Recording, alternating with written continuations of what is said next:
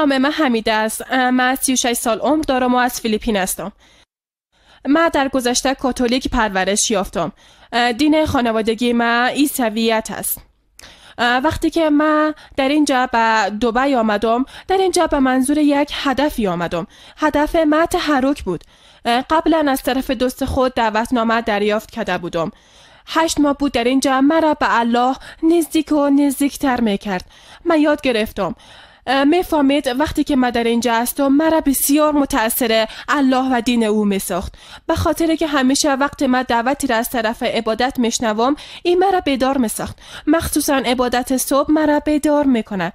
هر روز به گوشم میرسه، هر روز میشنوم، با او گوش میتم و برای من مثل موسیقی میمانه، مثل است که الله مرا به سوی خود دعوت میکنه. وقتی که بارها میشنوم با او که عربی است مرا بسیار راحت میسازه.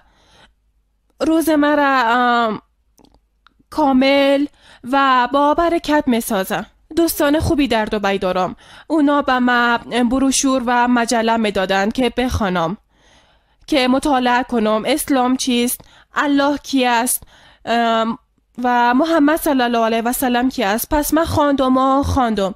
بعد از اون من کم کم علاقه‌مند دین اسلام شدم. احساس کردم که این برای من یک دعوت است. شک ها و سوالات من کاملا برطرف شدند. در قلب من و در ذهن من آرامش برپا شد. مرا تغییر داد تا یک مسلمان خوب باشم. مرا با آبرو و با عفت ساخت. در کل هیچ نگرانی نداشتم. خانواده من و مخصوصا مادرم، خانواده من قسمی که هستم مرا پذیرفتن. وقتی که به اونا گفتم که من مسلمان شدم، اونا فقط سوال کردند که آیا خوشحال هستم؟ گفتم بله خوشحال هستم و حالا میفهمم که چی کاره هستم. حالا میفهمم که الله مرا به خاطر هدف خاصی خلق کرده است.